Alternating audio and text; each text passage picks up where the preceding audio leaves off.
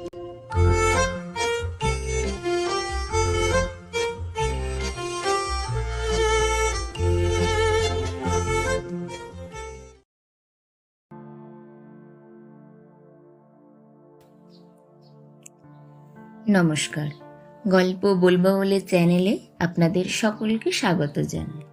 আশা করছি সকলে ভালো আছেন, সুস্থ আছেন। আমরা অনেকেই হয়তো বড়দের মুখে শুনেছি যে পাপ বাপকেও ছাড়েন, অর্থাৎ কর্মফল প্রত্যেক মানুষকে ভোগ করতে হবেই। ঈশ্বর আছেন কি নেই এ নিয়ে হয়তো অনেকেরই মনে দ্বিধা আছে। এটা নিয়ে কিছু বলারও নেই, যার যার বিশ্বাস তার তার কাছে। কিন্তু প্রত্যেক ব্যক্তি যে যেমন কর্ম করবে তার ফল সে পাবেই। যাই হোক, চলুন কথা না বাড়িয়ে শুরু করা যাক। লেখিকা ছন্দা বিশ্বাস রচিত ছোট গল্প মহাকাল।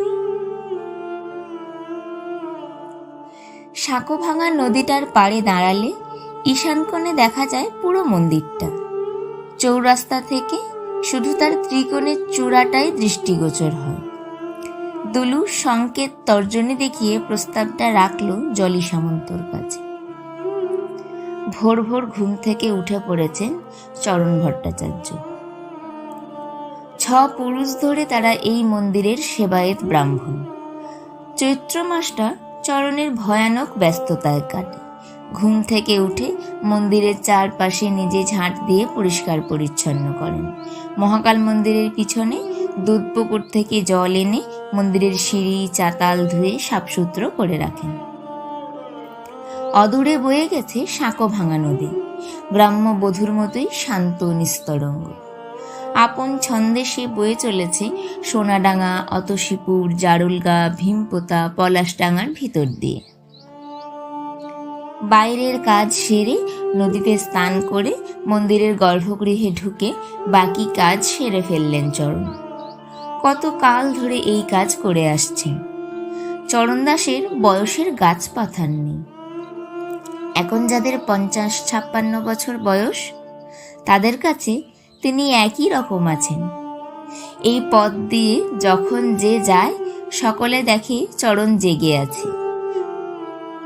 মোমের আলোয় একটা খাতা খুলে চরণ কি যেন লিখে চলেছেন। লোকে বলে চরণ মহাকালের হিসাব রক্ষক, খাতার পাতায় সবকিছু লিখে রাখে। গ্রামের মানুষের কাছে চরণ ঈশ্বরের প্রতিনিধি। গলায় রুদ্রাক্ষের মালা, এক মাথায় জটা, পরনে গৈরিক ধুতি। কথা বলেন খুব কম। মন্দির থেকে কয়েক ফুট দূরে একটা জীর্ণ ঘরে তার বাস। একচালা মাটির ঘর উপরে তার খড়ের চাউনি, সামনে এক চিলতে বারান্দা। ফি বছর ছাউনি না পাল্টালে দুরন্ত বর্ষায় ঘরে বাস করা অনুপযুক্ত হয়ে পড়ে। 5 গাঁয়ের মানুষ আসে মন্দিরে পুজো দিতে। সোম আর শুক্রবারে পুজো দেয়। তখন ফলমূল, দুধ, মিষ্টি, বাতাসা আর 2-4 টাকা প্রণামী স্বরূপ যা আসে তাতেই চরণের কোনো মতে চলে যায়। বহু প্রাচীন এই মহাকাল মন্দির। কবে কোন রাজা বা জমিদারের সময় এই মন্দির প্রতিষ্ঠা হয়েছিল সে খবর কেউই জানে না। মন্দিরের গঠন গতানুগতিক মন্দিরের শৈল্পিক রীতির বাইরে একেবারে অন্যরকম। যেমন কেউ জানে না বিগ্রহের চোখ দুটো অমন কেন। দেখলে মনে হবে কোনো দুর্বৃত্ত ধারালো অস্ত্র দিয়ে চোখ দুটো খুবলে তুলে নেওয়া হয়েছে। কে বা কারা এ কাজ করেছে কেউই জানে না। তবে জনশ্রুতি একটা আছে, সেটা হলো চরণের বাবা লোচন ছিলেন জন্মান্ধ।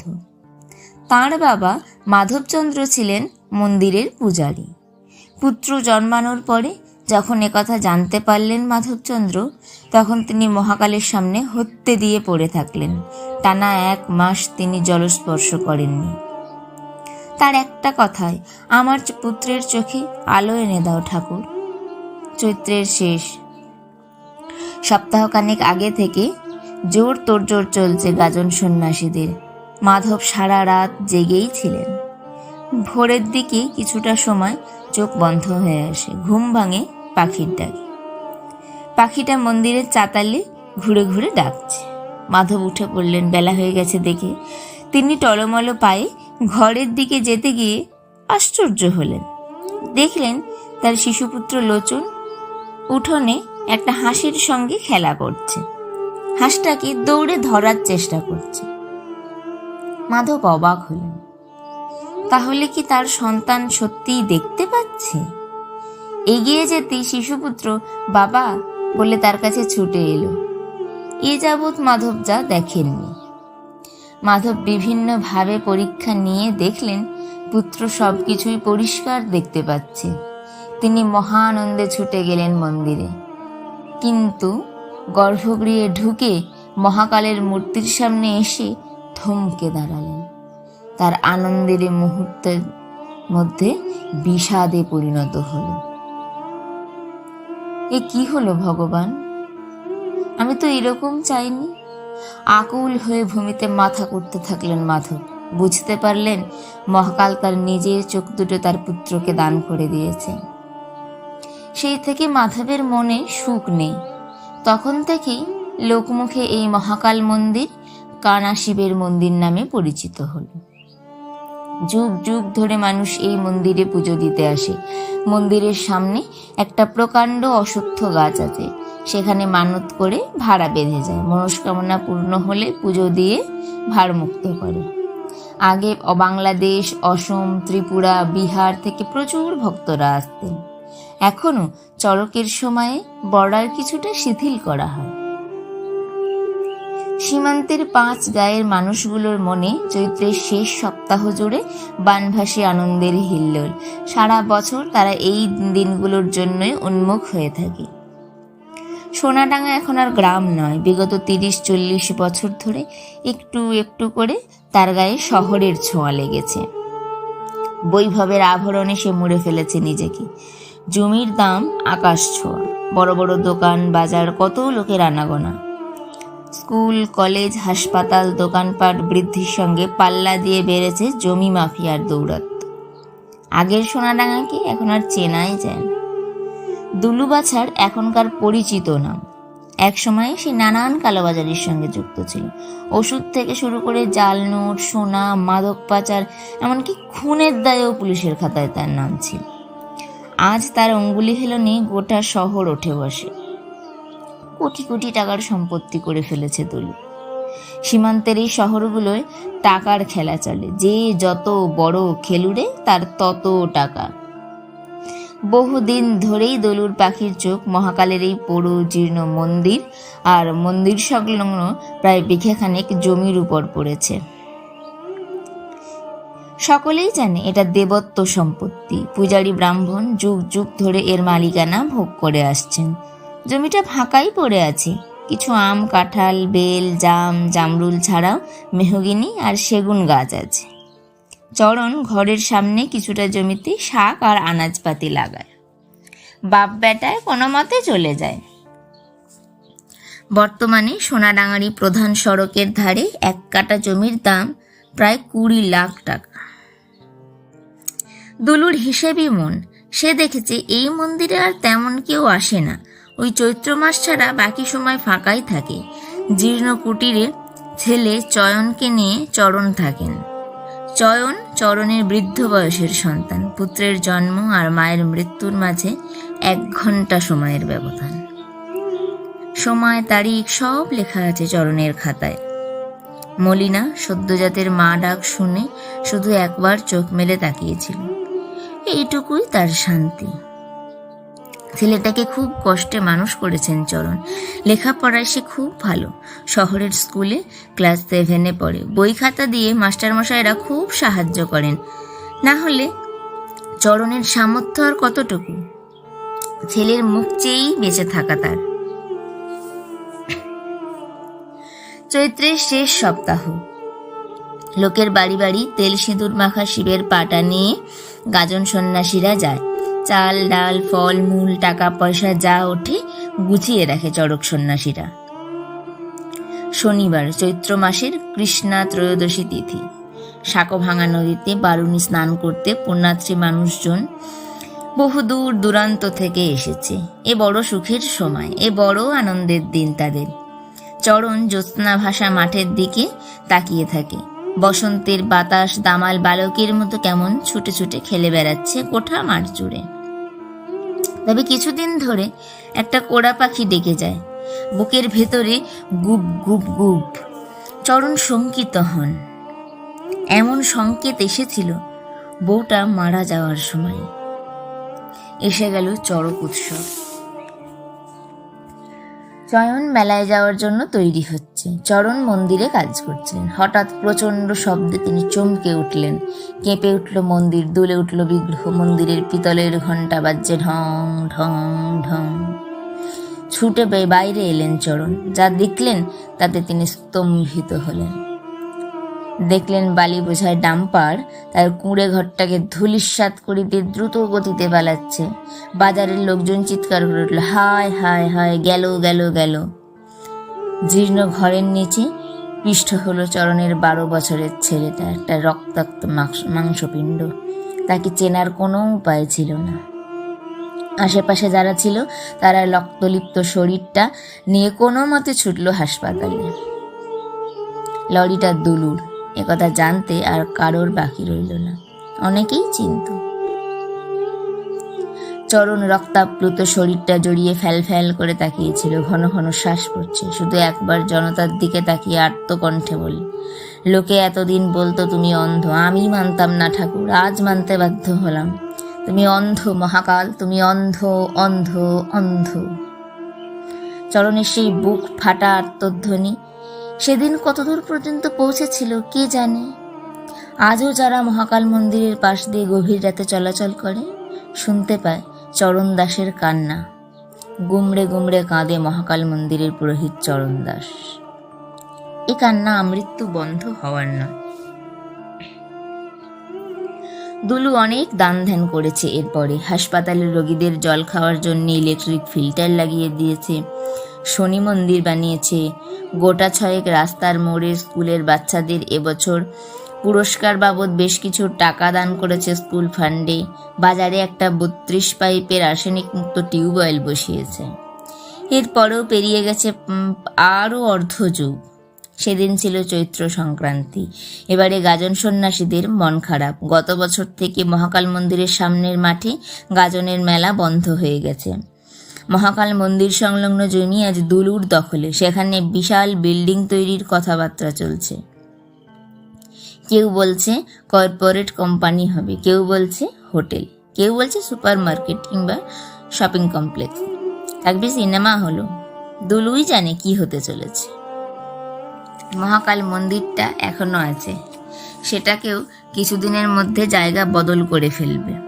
দুলু চরণ দাসকে নতুন মন্দিরের নকশা দেখিয়েছে, বলেছে তুমিই থাকবে নতুন মন্দিরের পুরোহিত। এই জীর্ণ মন্দির এই জায়গায় ঠিক মানাচ্ছে না, তোমাকে কাকা মন্দিরের পাশে একটা পাকা ঘর বানিয়ে দেব। চরণ অগ্নিস্রাবী দৃষ্টিতে তাকিয়েছিল দুলুর দিকে। সেই চোখের দিকে তাকিয়ে দুলুর মতো নৃশংস খুনির শরীরও কেঁপে উঠেছিল। আজকাল চরণ দাসের ভিক্ষে করে দিন কাটে। কাঁদতে কাঁদতে সে অন্ধ প্রায়। জলশূন্য চোখে ফ্যাল ফ্যাল করে তাকিয়ে থাকি। কে জানি কোন দিন মন্দিরটা গুঁড়িয়ে যাবে ডাম্পারের চাকায়। পুরো মন্দিরের বাইরে দেওয়াল শ্যাওলা আর আগাছায় ঢেকে গেছে।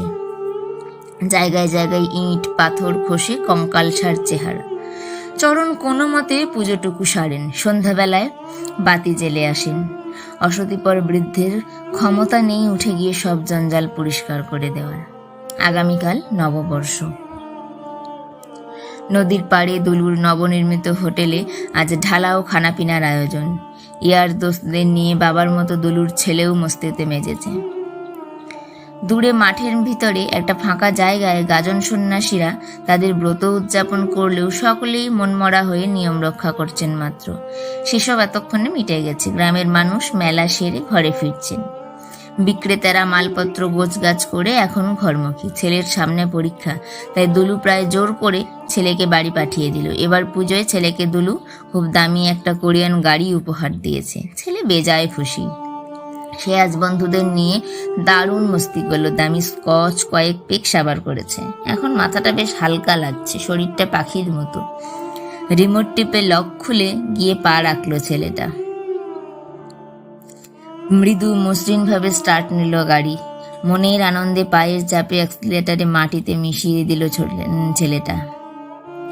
দুলু যখন জলি সামন্তর সঙ্গে বসে মন্দির সংলগ্ন জমির ডিল ফাইনাল করছে, এগ্রিমেন্ট পেপার তৈরির কথাবার্তা চলছে, তখন খবরটা এলো।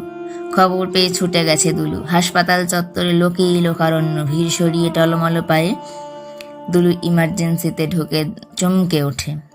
ঘোর লাগা চোখে দেখে উঁচু ট্রলিতে রাখা আছে একটা রক্তাক্ত মাংসপিণ্ড। নিজের চোখকে যেন বিশ্বাস করতে পারল না দুলু। দুহাতে জড়িয়ে ধরল রক্তে মাখামাখি সেই শরীরটা। প্রত্যক্ষদর্শীদের মুখে শোনা গেল ঘটনাটা। বেপরোয়া গাড়িটা সজোরে ধাক্কা মারে মহাকাল মন্দিরের অসত্য গাছটার গায়ে। গাড়িটা দুমড়ে মুচড়ে গেছে। চালকের আসনে বসা ছেলের শরীর বনেটের ভিতর ঢুকে গেছে। গ্যাস কাটার দিয়ে কেটে তবে বডি বের করতে হয়েছে। বীভৎস দৃশ্য দেখে শিউরে উঠেছে সকলে। উন্মত্ত দুলু এক মুহূর্ত না দাঁড়িয়ে ছুটে গেছে মহাকাল মন্দিরে। পুরো মন্দিরের সামনে বসে চরণ দাস তখন তাকিয়েছিলেন দূর আকাশের দিকে।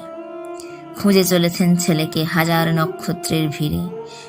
বিড় করছেন আপন মনে, কোথায় চলে গেলে বাপ আমার, কেমন আছো তুমি? দুলু ছুটতে ছুটতে এসে চরণের পা দুটো জড়িয়ে ধরে হাহাকার করে ওঠে। তোমার পা দুটো আমার মাথায় তুলে দাও চরণ কাকা, আমি লোভে অন্ধ হয়ে গিয়েছিলাম। তোমার বুক থেকে সেদিন তোমার ছেলেকে ছিনিয়ে নিয়েছিলাম, আর সবার মতোই ভেবেছিলাম মহাকাল অন্ধ। বুঝতে পারিনি গো কাকা, পারলে আমায় ক্ষমা করে দিও। এ আমারই পাপ, আমার জন্যই ছেলেটা আজ নিশ্চল পাথরের মতো বসে থাকে চরণ দাস। আজকের গল্পটি এখানেই সমাপ্ত করলাম। দেখলেন তো কিভাবে দলুর কর্মফল সে ভোগ করল। তার লোভের কারণে মাঝখান থেকে বলি হয়ে গেল দুটো ফুটফুটে প্রাণ। তাদের তো কোনো দোষ ছিল না। লোভে পাপ, পাপে মৃত্যু, এই কথাটা এই গল্পে বোধহয় খুবই স্পষ্ট। যাই হোক, আজকের গল্পটি আপনাদের কেমন লাগলো অবশ্যই কমেন্ট করে জানাবেন। এরকম আরও ছোট গল্প শোনার জন্য তাড়াতাড়ি চ্যানেলটিকে সাবস্ক্রাইব করুন। গল্পটি ভালো লাগলে একটি লাইক করবেন ও সকলের সাথে শেয়ার করবেন। আশা করছি আমার পাশে থাকবেন। আজকের মতো বিদায়। কথা হবে সামনের রবিবার আরও নতুন একটি গল্প নিয়ে। ততক্ষণ সকলে খুব ভালো থাকবেন, সুস্থ থাকবেন, সাবধানে থাকবেন।